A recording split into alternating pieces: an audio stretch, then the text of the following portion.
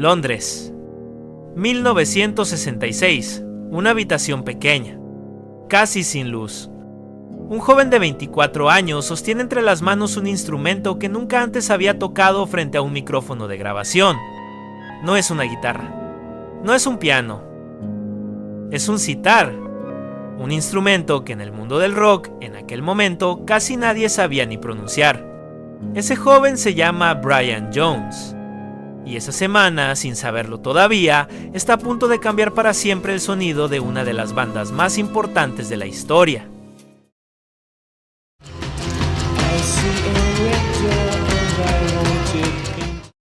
Lo que estaba a punto de terminar de grabarse no sonaba como nada que hubiera hecho antes esa banda. No sonaba como nada que hubiera sonado antes en la radio. Sonaba a advertencia. Sonaba a oscuridad. Sonaba literalmente a pintar de negro todo lo que tocara. Esta es la historia completa de cómo los Rolling Stones crearon la canción más oscura de su carrera hasta ese momento. Una historia que casi termina en el cesto de la basura. De una casualidad que llegó caminando por un pasillo de estudio. De una rivalidad silenciosa con la banda más grande del mundo.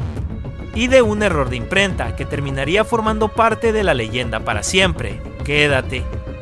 Porque lo que están a punto de descubrir en los próximos minutos no lo cuentan casi nunca completo. Y una vez que la conozcas, jamás volverás a escuchar esa canción de la misma manera.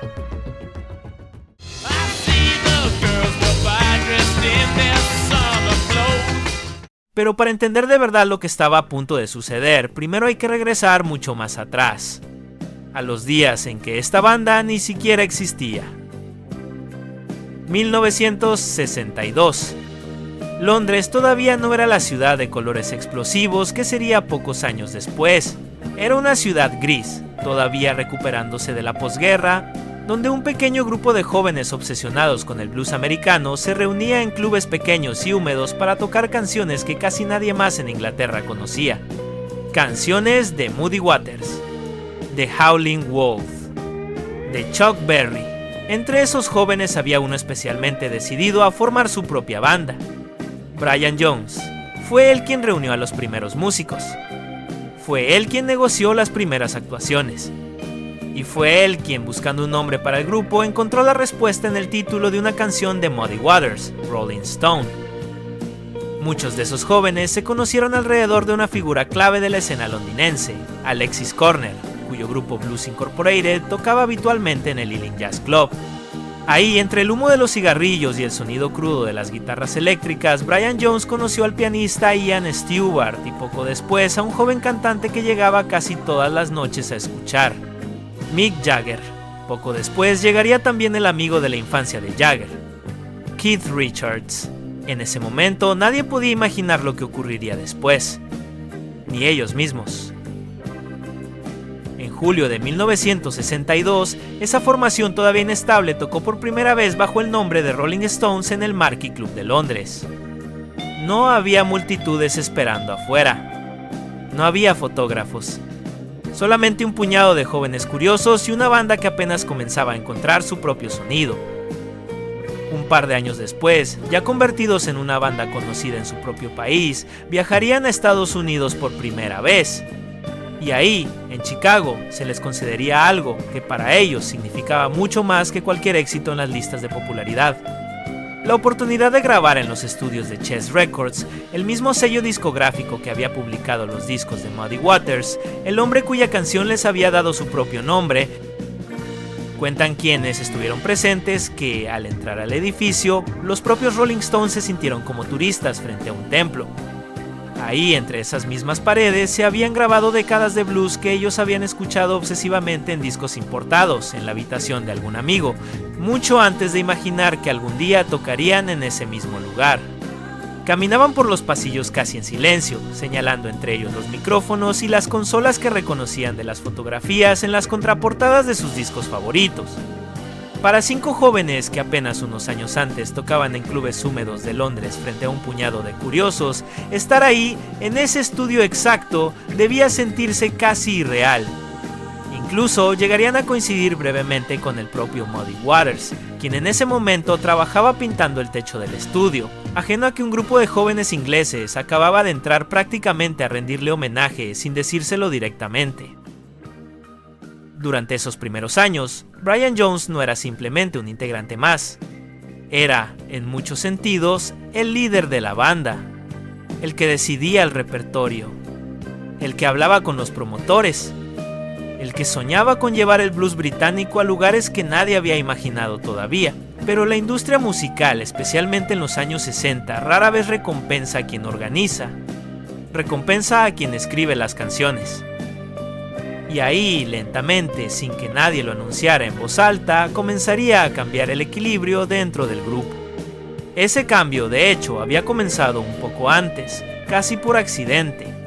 Antes de que la banda escribiera canciones propias de forma regular, Andrew Loog Oldham encerró literalmente a Jagger y Richards en la cocina de su departamento en Londres, negándose a dejarlos salir hasta que compusieran algo juntos.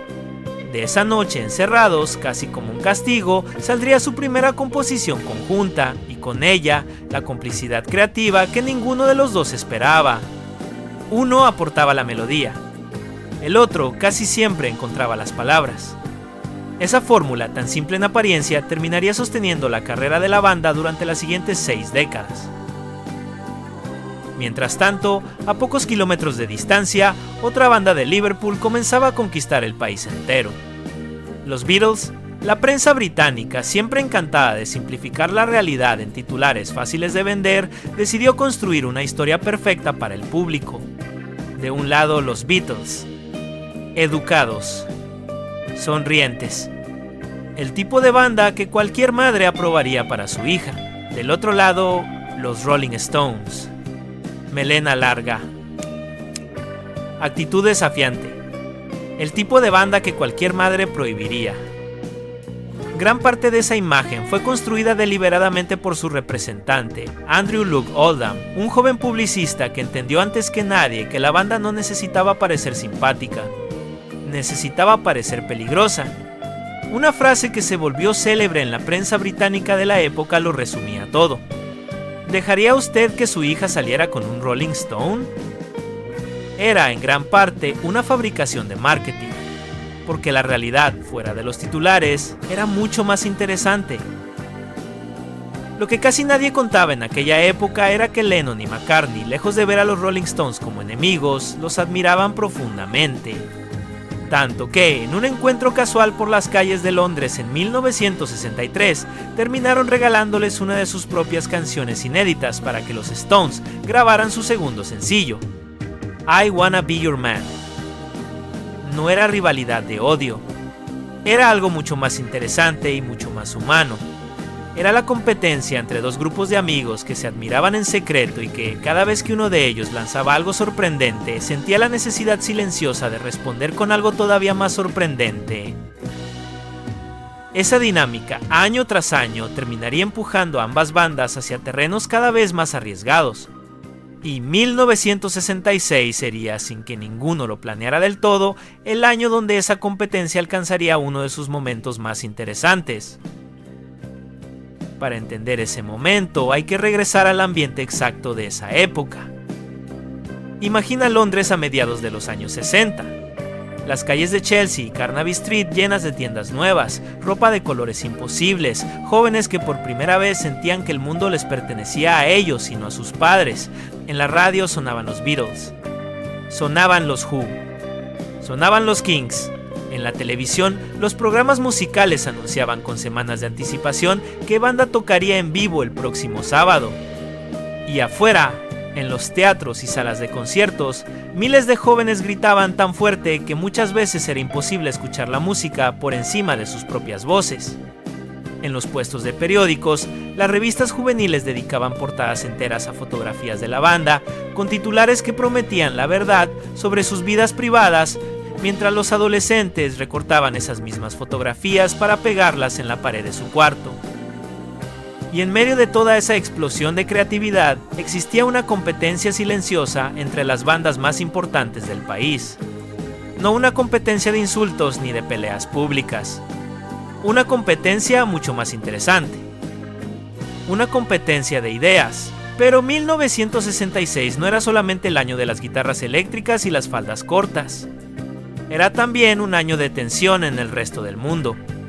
La guerra de Vietnam crecía cada mes que pasaba, y las primeras imágenes de esa guerra comenzaban a llegar a los noticieros de televisión de todo el mundo occidental, incluyendo México y Estados Unidos. Era también el año en que la carrera espacial entre Estados Unidos y la Unión Soviética alcanzaba nuevos hitos casi cada mes. Para millones de jóvenes de esa época, la música se convirtió en algo más que entretenimiento. Se convirtió en una forma de procesar un mundo que, de repente, parecía moverse demasiado rápido. Las canciones alegres de unos años atrás ya no bastaban para expresar lo que muchos sentían. Y quizás por eso, una canción como Painted Black, tan distinta a todo lo anterior, encontró un público dispuesto a escucharla exactamente en ese momento. Pocos meses antes, los Beatles habían lanzado un álbum que cambiaría las reglas del juego, Rubber Soul. Y en ese álbum había una canción que sonaba distinta a todo lo anterior, Norwegian Wood. Por primera vez un instrumento hindú aparecía en una canción de rock occidental. El sitar. George Harrison lo había escuchado durante el rodaje de una película, se había obsesionado con su sonido y decidió incluirlo en la grabación. Poco después, el propio Harrison viajaría hasta India para estudiar formalmente el instrumento con el maestro Ravi Shankar, uno de los músicos más respetados de todo el subcontinente. De pronto, sin que nadie lo hubiera planeado unos años antes, la música tradicional del sur de Asia comenzaba a filtrarse dentro del rock británico, abriendo una puerta cultural que hasta entonces prácticamente nadie en Occidente había cruzado. Dentro de los Rolling Stones existía un integrante distinto a todos los demás, Brian Jones. Mientras Mick Jagger y Keith Richards se concentraban cada vez más en escribir canciones juntos, Brian sentía que su lugar dentro de la banda comenzaba a moverse. Lentamente, casi sin que nadie lo dijera en voz alta, y como suele ocurrir con los músicos verdaderamente inquietos, cuando algo empieza a doler por dentro, la respuesta llega a través de la música. Brian era coleccionista de instrumentos. Sentía fascinación genuina por sonidos que nadie más en la escena del rock británico se atrevía a explorar. Ya antes había mostrado curiosidad por la música marroquí, por los instrumentos orientales, por cualquier textura sonora que se alejara de la guitarra eléctrica tradicional. No se trataba de copiar a nadie, se trataba de algo más profundo, de demostrar, quizás incluso a sí mismo, que él también podía llevar la banda hacia lugares que nadie esperaba. Pero aquello todavía era solo el principio. Y aquí llega una parte de la historia que muy pocas veces se cuenta completa, porque la canción que hoy consideramos una obra maestra estuvo a punto de no existir nunca. Todo esto ocurría en medio de un fenómeno mucho más grande que cualquiera de las bandas involucradas. Para 1966, Inglaterra vivía lo que en Estados Unidos ya se conocía como la invasión británica. Los Beatles, los Rolling Stones, los Kinks, los Who, los Animals, uno detrás de otro, estaban conquistando las listas de popularidad americanas de una manera que nadie había visto antes, ni desde antes ni después. Grabar en Hollywood para una banda inglesa de esa época era casi una declaración de intenciones. Significaba que ya no eran solamente una sensación local. Eran oficialmente parte de una conversación musical que se llevaba a cabo a ambos lados del Océano Atlántico. A principios de marzo de 1966, la banda entró a un estudio de grabación en Hollywood, Estados Unidos, para trabajar en varias canciones para su nuevo álbum. Entre ellas, una pieza que en ese momento ni siquiera tenía un sonido definido. Para entender el contraste, imagina lo que significaba llegar desde el Londres gris de la posguerra hasta el Sunset Strip de Los Ángeles en 1966. Palmeras. Carteles de neón anunciando clubes nocturnos. Coches descapotables circulando de madrugada frente a las mismas discográficas donde apenas unos años antes se habían grabado algunos de los discos de blues y de rock and roll que estos jóvenes ingleses habían escuchado obsesivamente en su adolescencia. El clima cálido de California, tan distinto a la humedad gris de Londres, parecía filtrarse incluso en el ánimo de la banda durante esos días de grabación. Grabar ahí no era solamente una decisión práctica. Era, de alguna manera, tocar con las propias manos el país que les había dado su música favorita. Detrás de esa decisión estaba, una vez más, Andrew Loog Oldham, el joven representante de la banda. Oldham tenía apenas 19 años cuando asumió el manejo de los Rolling Stones, y ya para 1966 se había convertido en una de las figuras más influyentes, y también más polémicas, de la industria musical británica. No era músico, pero entendía, quizás mejor que nadie de su generación, cómo convertir a 5 jóvenes desconocidos en un fenómeno cultural. Su instinto de llevar a la banda a grabar directamente en Estados Unidos, rodeados de la música que los había formado, terminaría siendo una de sus decisiones más acertadas. La primera versión que grabaron era completamente distinta a la que hoy conocemos. Un tema lento, casi una balada soul, con arreglos inspirados en canciones como The House of the Rising Sun, el clásico que The Animals había popularizado apenas 2 años antes. El resultado no convenció a nadie. Ni siquiera al propio productor, Andrew Loog Oldham, quien años después admitiría abiertamente: aquella canción no iba a ningún lado. Estuvieron cerca de descartarla por completo, de dejarla en el cajón de las ideas que no funcionaron. Puedes imaginar el ambiente en esa sala.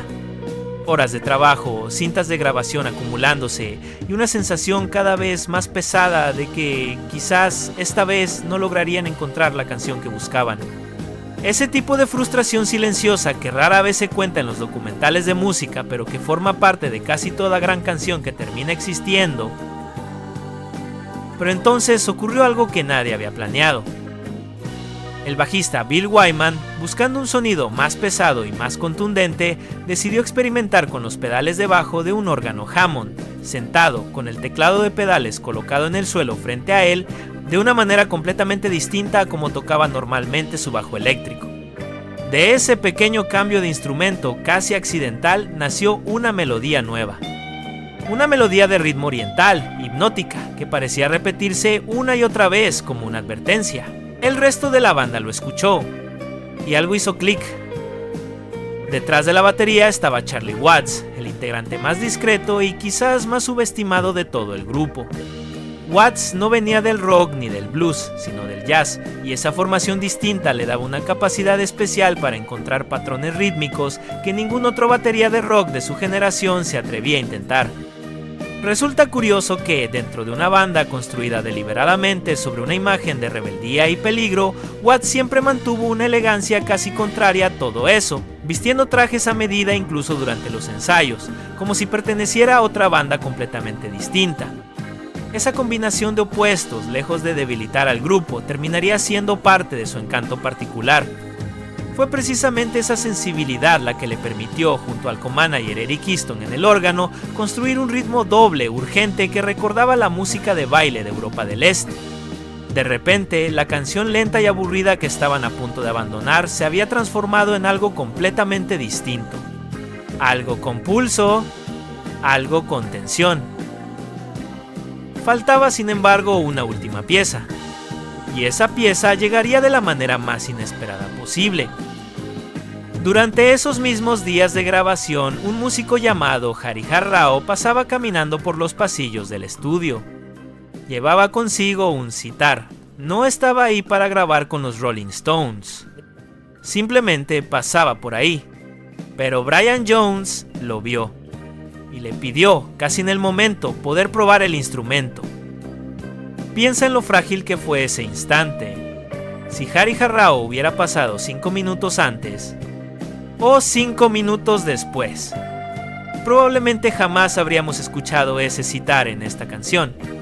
Toda la historia que estamos contando hoy simplemente no habría ocurrido de esta manera. Aquel músico, por cierto, no era un desconocido cualquiera dentro del mundo de la música.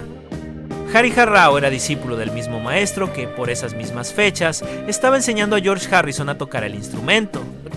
Es decir, sin que nadie lo hubiera planeado, el camino de los Beatles y el camino de los Rolling Stones volvían a cruzarse, esta vez a través de un profesor compartido y de un instrumento que ninguno de los dos grupos dominaba todavía por completo.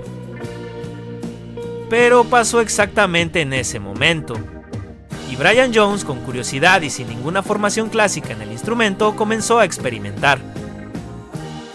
Imagina la escena completa. Una sala de grabación en Hollywood. cables por todas partes, cigarrillos encendidos. Andrew Luke Oldham observando desde la consola, atento a cada segundo, sabiendo que necesitaban salvar aquella canción de alguna manera. Brian Jones se sienta con el sitar entre las piernas, en una posición que ningún otro integrante de la banda dominaba. Nadie en la sala tenía formación clásica en ese instrumento. Lo estaba aprendiendo prácticamente sobre la marcha, nota por nota, y aún así, en el momento en que esa primera frase de sitar sonó dentro de la mezcla, todos en la sala lo sintieron, no hacía falta decir nada. La canción, de repente, tenía alma. Tenía la textura exacta que la letra necesitaba. El sitar no acompañaba la canción, la perseguía, como una sombra que no se puede quitar de encima. Para un oyente de 1966, sin ninguna referencia previa a la música del sur de Asia, ese sonido debía resultar casi hipnótico, casi inquietante, en el mejor sentido posible. No sonaba nada que hubieran escuchado antes en una canción de rock.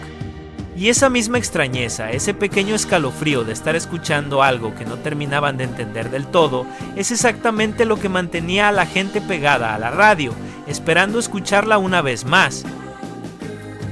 Aquel riff que con el paso de los años muchos biógrafos considerarían la interpretación más lograda de toda la carrera de Brian Jones, convirtió una canción que estuvo a punto de morir en el estudio en algo que se sentía casi como un funeral con ritmo y una revuelta al mismo tiempo.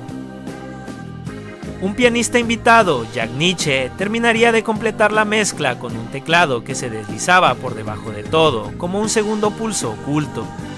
Nadie en la portada del disco mencionaría su nombre, pero ahí estaba, sosteniendo silenciosamente parte de la magia. Lo que había comenzado como una canción a punto de ser descartada, ahora sonaba como si siempre hubiera estado destinada a existir exactamente así. Aquella sesión en Hollywood, además, no se limitaba a esta sola canción. Durante esos mismos días, la banda grabó prácticamente la totalidad de lo que terminaría siendo el álbum Aftermath, trabajando durante largas jornadas que se extendían hasta la madrugada, cambiando de instrumento, de idea, de arreglo, canción tras canción, casi sin pausa. Ese tipo de maratón creativo, hoy casi impensable en la industria musical, era completamente normal para una banda de rock de mediados de los años 60. No había tiempo para la calma. Solamente había tiempo para aprovechar cada hora de estudio disponible antes de subirse de nuevo a un avión hacia el siguiente concierto. Y esto, curiosamente, no sería un hecho aislado, porque a lo largo de todo el álbum Aftermath, Brian Jones parecía empeñado en demostrar algo. En otra de las canciones del disco, Lady Jane, tocaría un dulcimer, un instrumento de cuerda casi desconocido en el rock de la época. En Under My Thumb sería una marimba la que daría a la canción ese tono juguetón e inquietante al mismo tiempo. Nadie le había pedido que hiciera esto. Simplemente ocurría canción tras canción, como si Brian necesitara demostrarse a sí mismo que todavía tenía algo único que aportar. Ese esfuerzo, ese instinto de reinventarse constantemente con instrumentos que nadie más se atrevía a tocar, es exactamente el tipo de trabajo silencioso que rara vez se reconoce en su momento. Nadie compraba el disco pensando en el dulcimer o en la marimba. Pero sin esos detalles, Aftermath jamás habría sonado tan distinto a todo lo que la banda había grabado antes. Para entender la presión bajo la que se grabó todo esto, hay que recordar cómo era realmente la vida de una banda de rock en 1966. No existían descansos largos entre discos. No existían años de preparación cuidadosa para cada álbum. Los Rolling Stones grababan entre una gira y la siguiente, muchas veces con apenas unos días de diferencia entre el último concierto en un país y la primera sesión de estudio en otro completamente distinto. Viajaban en aviones pequeños, dormían en hoteles distintos cada noche y subían al escenario frente a miles de jóvenes que gritaban tan fuerte que la propia banda, muchas veces, ni siquiera podía escucharse entre ellos. Y al día siguiente, agotados, entraban de nuevo a un estudio de grabación a intentar crear algo nuevo. Nada de eso se veía en la portada brillante de un disco.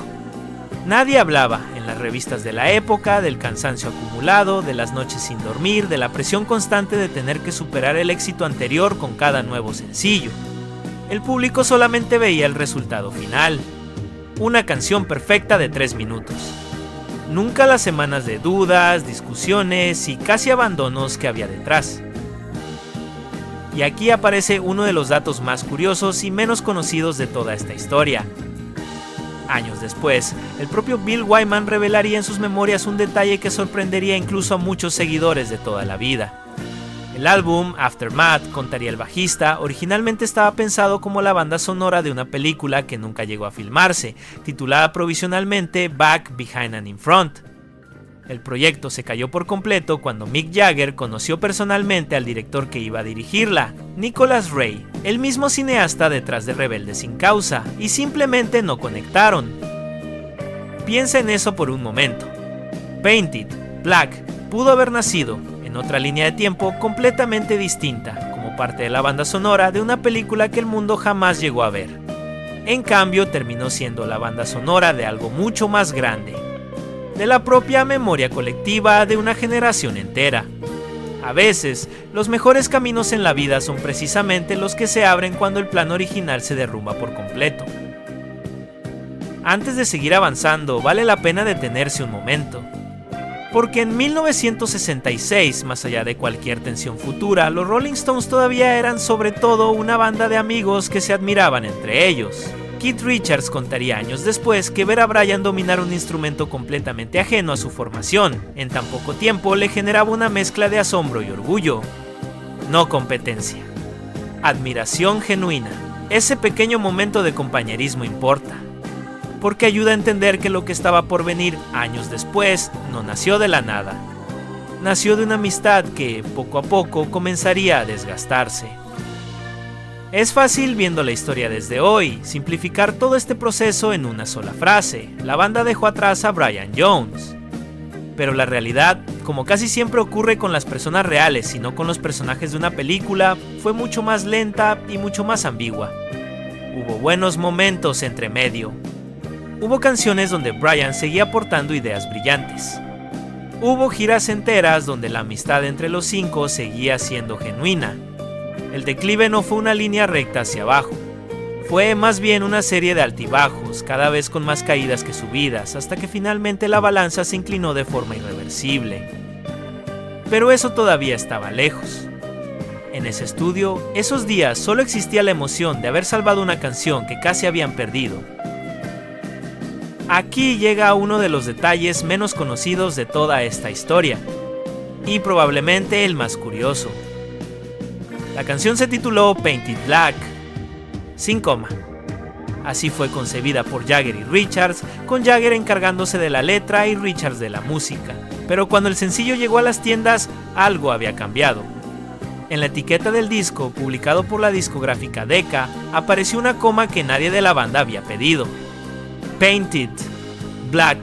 El propio Keith Richards confirmaría años después que aquella coma fue añadida por la discográfica sin consultarlo con ellos.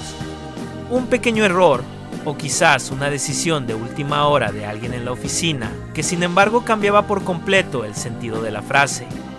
Ese tipo de detalles, aparentemente insignificantes en su momento, son precisamente los que después se convierten en el tipo de curiosidad que los fanáticos más dedicados atesoran y comparten entre ellos durante generaciones, como una pequeña llave secreta hacia el verdadero origen de una canción que millones de personas creen conocer por completo, sin coma.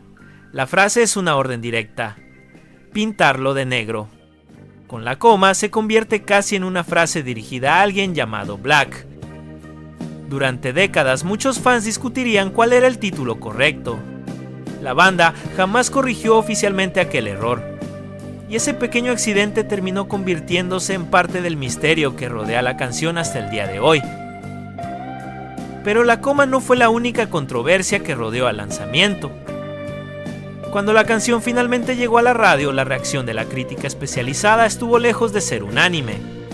Algunos periodistas musicales, al escuchar el citar, no dudaron en señalar en sus reseñas que aquello sonaba simplemente como una imitación de lo que los Beatles ya habían hecho meses antes con Norwegian Wood. Otros cuestionaron si un sonido tan experimental podía realmente funcionar en una canción comercial. Unas cuantas publicaciones, generalmente las más conservadoras, prácticamente ignoraron el lanzamiento, considerándolo apenas una rareza pasajera. pero unas pocas voces más atentas empezaban a intuir que algo distinto estaba ocurriendo, aunque todavía no tuvieran las palabras exactas para describirlo.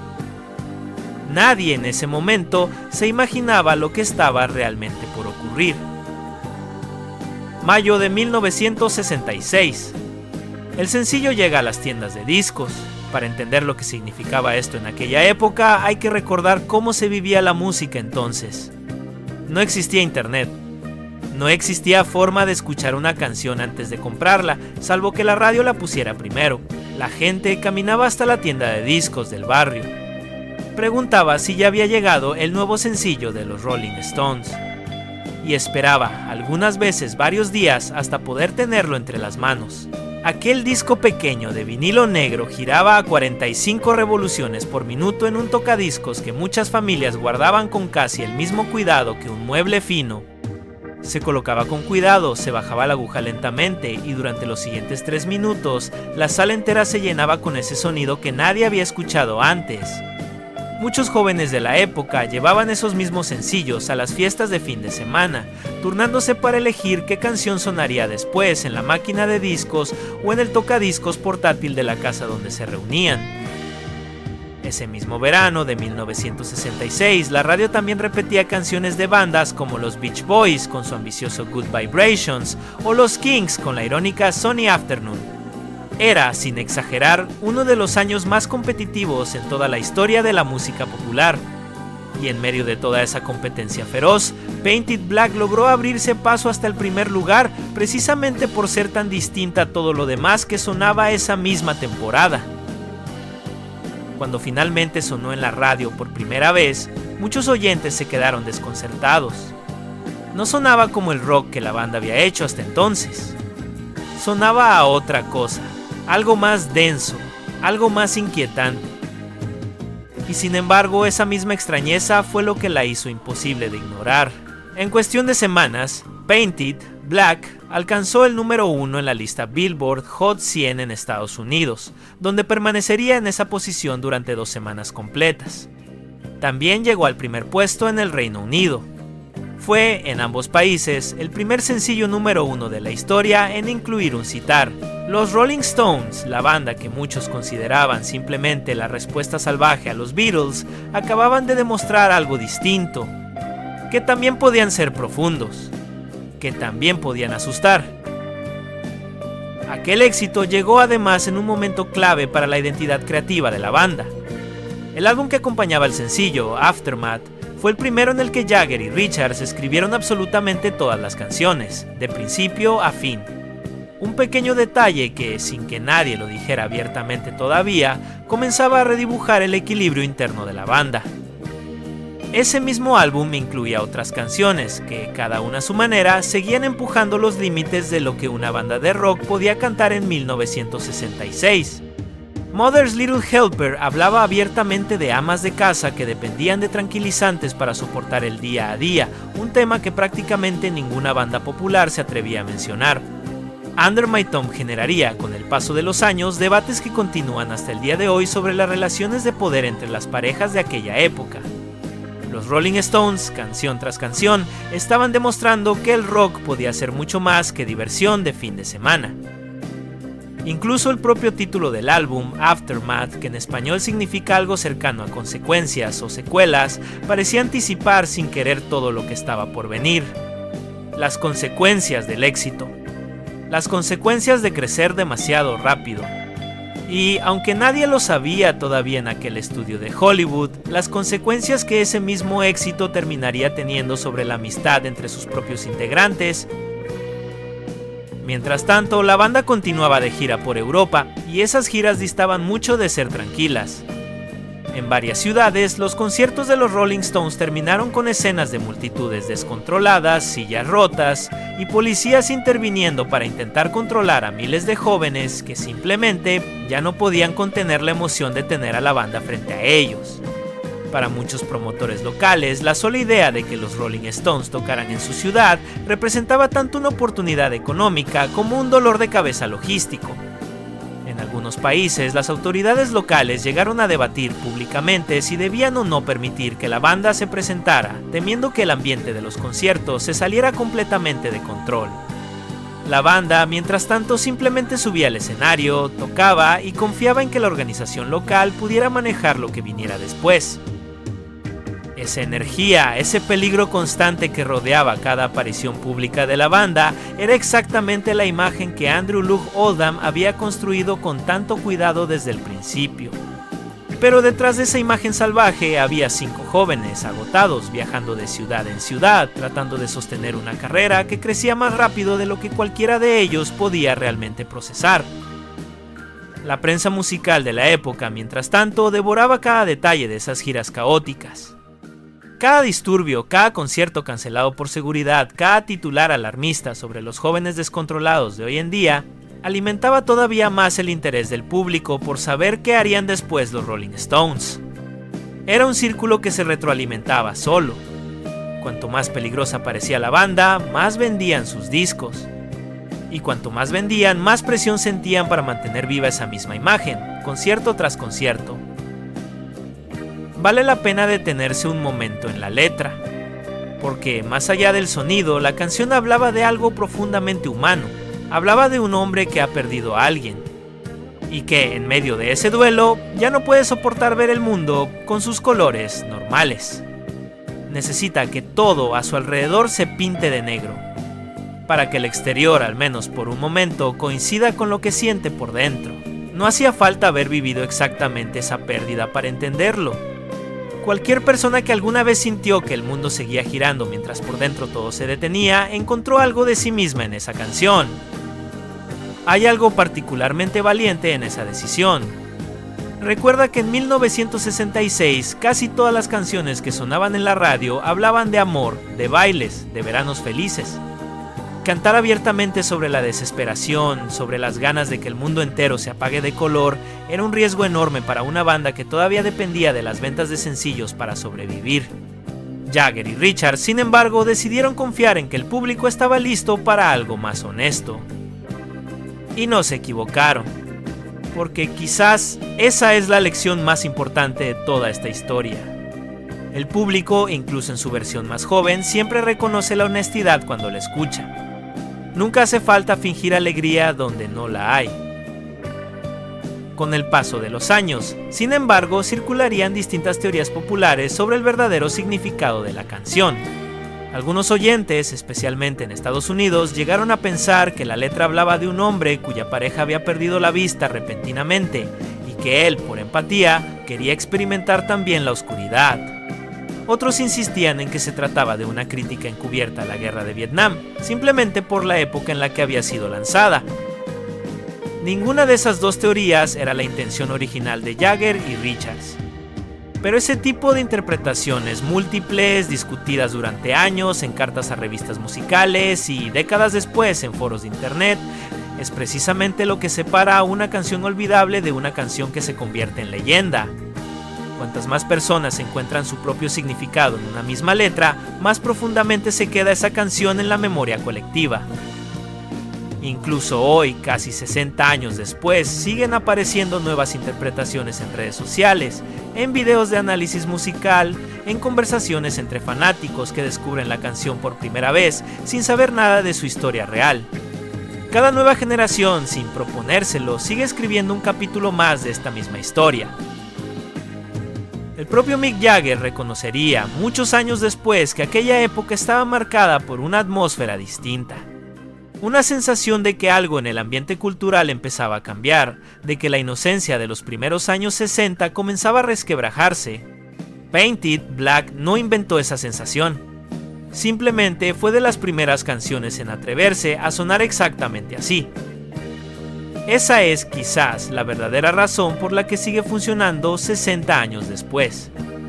No fue solamente el citar, no fue solamente la producción arriesgada, fue la honestidad emocional detrás de cada verso. No importa si alguien la escucha por primera vez en Londres, en Ciudad de México o en cualquier otro rincón del mundo, el duelo, La sensación de que el color se escapa del mundo cuando perdemos algo importante es una de las pocas experiencias verdaderamente universales que existen entre los seres humanos. Esa universalidad, más que cualquier truco de producción, es la que ha permitido que esta canción cruce fronteras, idiomas y generaciones completas sin perder ni un poco de su fuerza original. Y esa honestidad viajaría mucho más allá de 1966. La banda tocó la canción en directo durante las giras de 1966 y 1967 en los años inmediatamente posteriores a su lanzamiento. Y después, sorprendentemente, la retiraron del repertorio en vivo durante más de 20 años. No volvería a un escenario de los Rolling Stones hasta 1989 en la gira Steel Wheels. ¿Por qué una canción tan exitosa desapareció tanto tiempo de sus conciertos? Nadie ha dado jamás una explicación completamente satisfactoria. Algunos biógrafos de la banda sugieren que, tras la muerte de Brian Jones, tocar en vivo la canción que más se asociaba con su instrumento resultaba, durante años, demasiado cercano a una herida que la banda prefería no reabrir frente a miles de personas cada noche. Otros creen simplemente que la banda quería enfocar sus conciertos en material más reciente, dejando temporalmente atrás algunos de sus primeros éxitos. Sea cual sea la razón real, ese pequeño misterio, sin resolver del todo, es parte de lo que mantiene viva la curiosidad alrededor de esta canción hasta hoy. Para cuando finalmente regresó a los escenarios en 1989, los Rolling Stones ya no eran la banda peligrosa y desafiante de 1966. Eran, para entonces, una institución. Una de las pocas bandas de aquella generación dorada que seguía de gira, seguía llenando estadios y seguía demostrando que el rock clásico no tenía fecha de caducidad. Escuchar Painted Black en un estadio lleno en 1989, más de 20 años después de su grabación original, debió sentirse, para quienes la habían escuchado por primera vez de jóvenes, como reencontrarse con un viejo amigo que uno pensaba que ya no volvería a ver.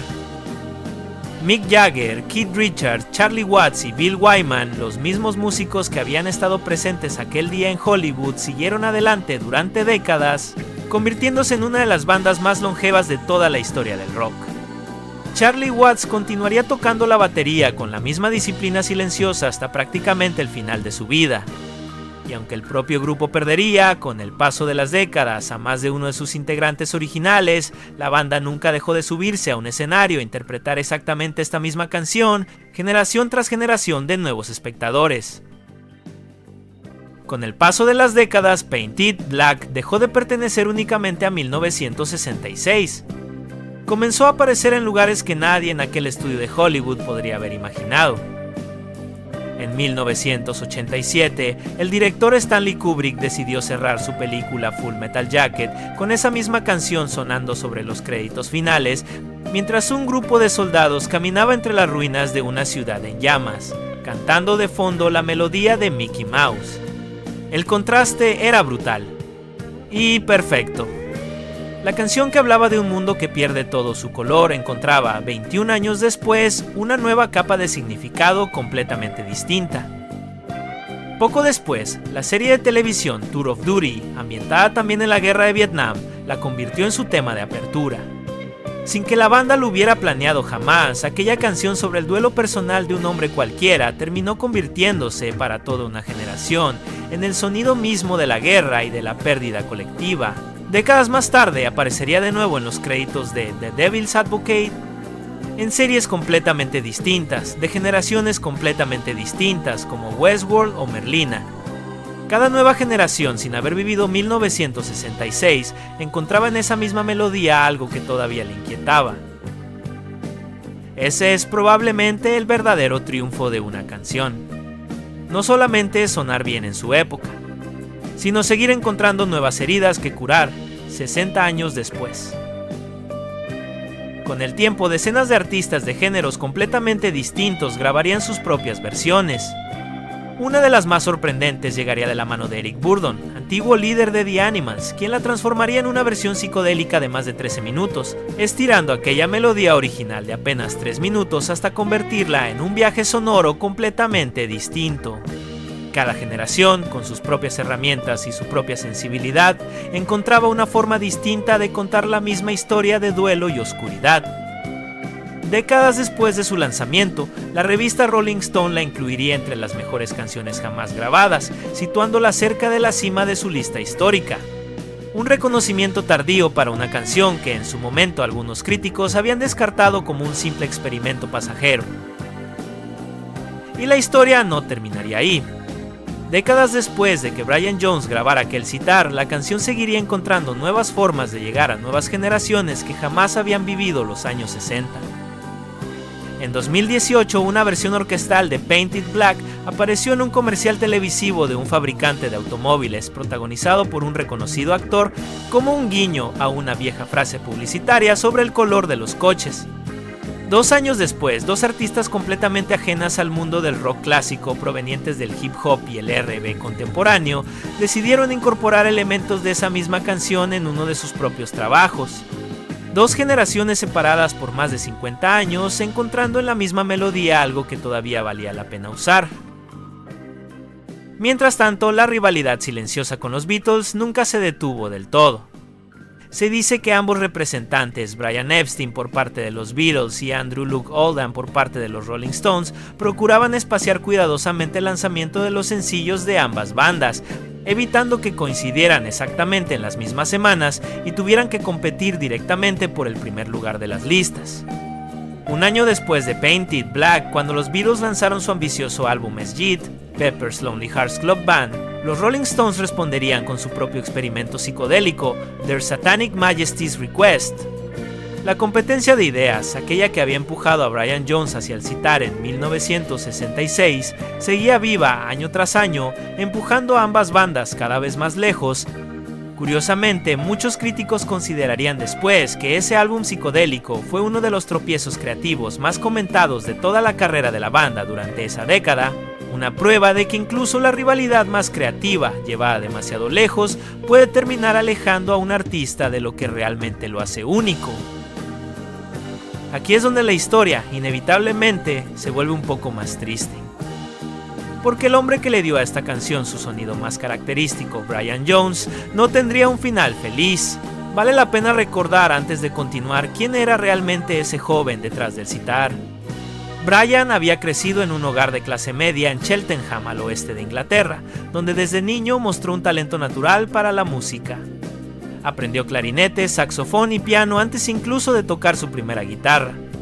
Esa curiosidad temprana por explorar instrumentos distintos, la misma que años después lo llevaría a sostener un sitar por primera vez en Hollywood, había estado ahí desde siempre.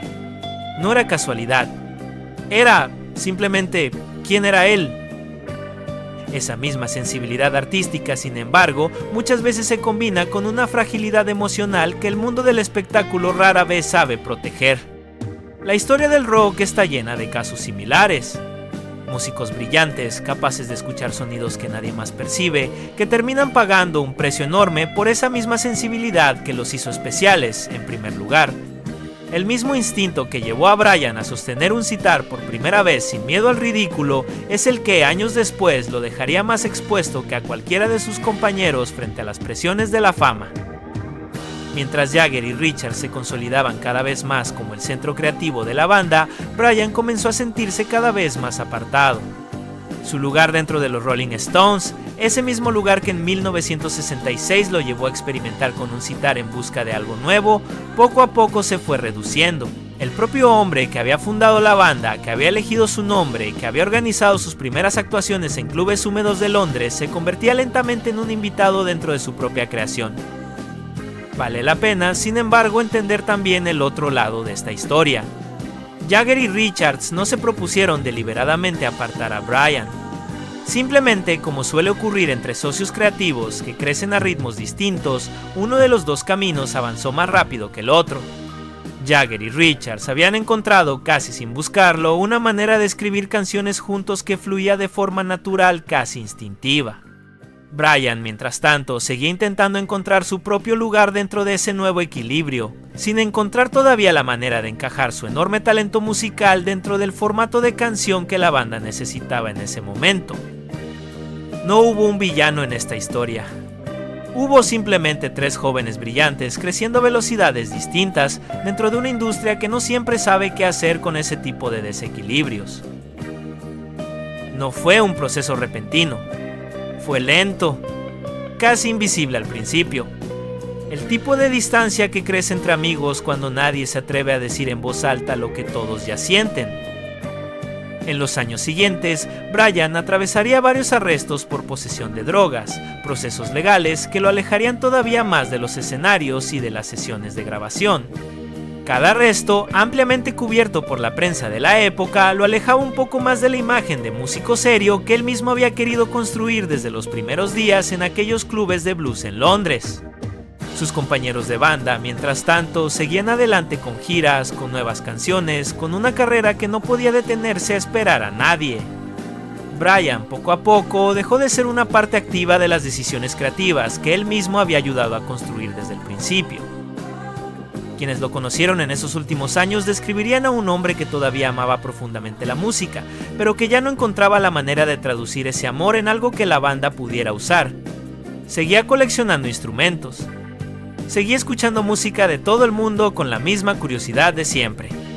Pero esa curiosidad, que en 1966 lo había llevado a salvar una canción entera con un sitar improvisado, ya no encontraba espacio dentro de una banda que avanzaba hacia otra dirección.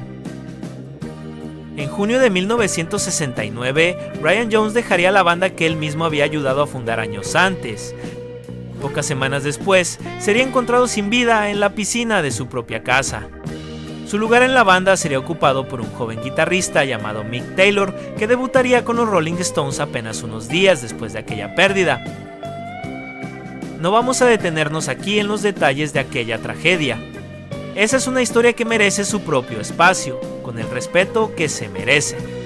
Pero era imposible contar la historia de Painted Black sin recordar, aunque sea por un instante, al hombre que sostuvo aquel sitar durante aquellos días de grabación en Hollywood, porque esa nota que todavía hoy nos pone la piel de gallina, nació de alguien que, sin saberlo, ya estaba empezando a despedirse. Y sin embargo, incluso en medio de ese duelo, hubo un pequeño gesto de luz. Apenas 2 días después de aquella pérdida, los Rolling Stones subieron al escenario frente a cientos de miles de personas reunidas en Hyde Park en Londres, para lo que ya era un concierto planeado desde antes. En lugar de cancelarlo, decidieron convertirlo en un homenaje. Mick Jagger, antes de que la banda tocara una sola nota, leyó en voz alta unos versos del poeta Percy Shelley, dedicados a la memoria de su amigo. Y después soltaron cientos de mariposas blancas al aire, en un gesto que la multitud jamás olvidaría. Muchas de esas mariposas, según recordarían después algunos de los presentes, apenas alcanzaron a volar unos metros antes de caer al suelo bajo el calor de julio, un pequeño detalle imperfecto que, sin proponérselo, hacía que el gesto se sintiera todavía más humano y todavía más real. No fue una despedida perfecta.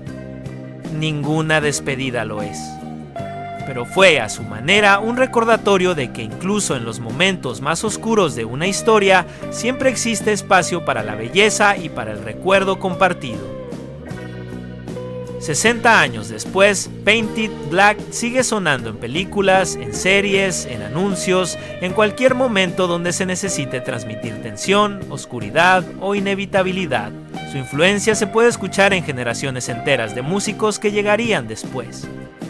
Bandas de rock oscuro, de post-punk, de rock gótico, reconocerían públicamente que aquella canción les enseñó que el rock también podía sonar como una advertencia. Decenas de artistas, de géneros completamente distintos, grabarían sus propias versiones a lo largo de los años, cada uno encontrando en esa misma melodía algo distinto que decir. Pero para quienes la vivieron en 1966, cuando salió por primera vez en la radio, significa algo todavía más personal. Significa recordar exactamente dónde estaban la primera vez que la escucharon, qué edad tenían, qué estaba pasando en su vida en ese momento. Esa es la verdadera magia del rock clásico. No solamente cuenta la historia de quienes lo crearon, también termina formando parte de la historia de quienes lo escucharon. Quizás tú escuchaste esta canción por primera vez en la radio de un coche, en un viaje que ya casi no recuerdas del todo. Quizás la escuchaste en la sala de tu casa, en un tocadiscos que ya no existe, mientras alguien que ya no está contigo tarareaba la melodía sin saber toda la historia que había detrás. Quizás simplemente la escuchaste una tarde cualquiera, sin saber todavía que 60 años después la seguirías recordando con la misma claridad. El rock de aquella época no era solamente entretenimiento. Era la banda sonora de toda una generación que estaba aprendiendo por primera vez a soñar en voz alta. Una generación que compraba discos con el dinero ahorrado durante semanas. Que memorizaba letras en un idioma que muchas veces ni siquiera entendía por completo. Que sentía que cada nueva canción de sus bandas favoritas era de alguna manera un mensaje personal dirigido exactamente a ellos. Esa generación sigue aquí, sigue escuchando y sigue, como demuestra esta misma historia, encontrando nuevas capas en canciones que creía conocer de memoria. En México, esa misma canción llegó a través de estaciones de radio que empezaban a abrirse poco a poco a la música que venía de Inglaterra y de Estados Unidos. Muchos jóvenes mexicanos de aquella época descubrieron a los Rolling Stones exactamente igual que sus contrapartes en Londres o en Nueva York, a través de una estación de radio local, de un hermano mayor que tenía el disco importado, o de un café donde alguien había instalado una máquina de discos con las últimas novedades. El idioma no siempre importaba tanto como el sentimiento. Cualquiera que escuchara esa mezcla de citar y urgencia entendía sin necesidad de traducción que algo distinto estaba sonando. En esos mismos años, distintas bandas locales en México y en otros países de habla hispana comenzaron a grabar sus propias versiones, cantadas en español, de los grandes éxitos que llegaban desde Inglaterra y Estados Unidos. Ese movimiento, que muchos recuerdan como parte fundamental de su propia juventud, permitió que canciones como esta llegaran todavía más lejos, a hogares donde la radio en inglés no siempre se entendía por completo, pero donde la emoción de la música jamás necesitó traducción. Pasarían casi 30 años antes de que los propios Rolling Stones pudieran finalmente tocar en vivo frente a su público mexicano. Fue hasta 1995 cuando la banda llegó por primera vez a la Ciudad de México, décadas después de que sus discos ya hubieran formado parte de la vida de toda una generación en el país. Para muchos de esos jóvenes de los 60 ya convertidos en adultos, ver finalmente en vivo a la banda que habían escuchado toda su vida en la radio debió sentirse como cerrar, por fin, un círculo que había estado abierto durante 30 años. Todo comenzó con una canción que casi terminó en el olvido, con un bajista buscando un sonido distinto sobre sus propias rodillas, con un músico desconocido que pasó caminando por un pasillo en el momento exacto, y con un joven llamado Brian Jones, dispuesto a arriesgarlo todo por sonar diferente. Piensa en todo el camino que recorrimos juntos en estos minutos. Empezamos en los clubes húmedos de un Londres todavía en blanco y negro, con un puñado de jóvenes obsesionados con el blues americano. Viajamos hasta Hollywood, a una sesión que estuvo a punto de terminar en fracaso. Cruzamos, sin saberlo, el mismo camino que en ese momento recorría otra banda igual de ambiciosa, buscando también su propio sonido distinto. Y terminamos inevitablemente frente a la pérdida de uno de los hombres que hizo posible todo esto.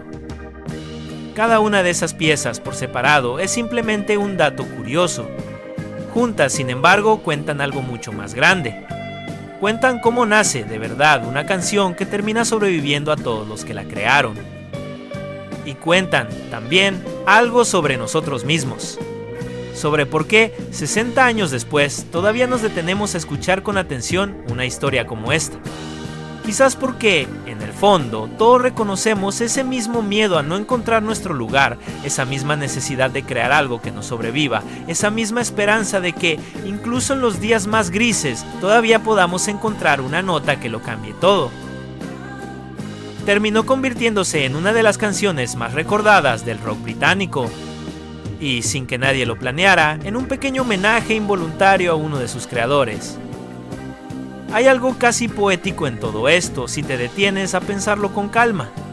Una canción sobre la pérdida del color en el mundo terminó, 60 años después, siendo una de las canciones con más color y más vida de toda la historia del rock. Una canción que casi fue descartada en un estudio de Hollywood terminó sobreviviendo a sus propios creadores, a las modas que vinieron después e incluso a la vida del hombre que le dio su sonido más característico. Quizás esa es la verdadera naturaleza del arte que perdura. No necesita ser perfecto desde el primer intento. Solamente necesita en algún momento encontrar esa combinación exacta de personas, de casualidades y de honestidad que lo convierte en algo que ya nadie pueda olvidar. Y quizás por eso mismo seguimos contando estas historias 60 años después.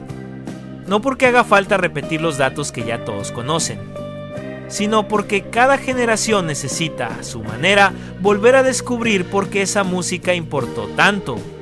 ¿Por qué todavía, en algún momento de un día cualquiera, alguien decide poner ese disco de nuevo y sentir, aunque sea por 3 minutos, que regresa exactamente a aquel lugar y a aquella época?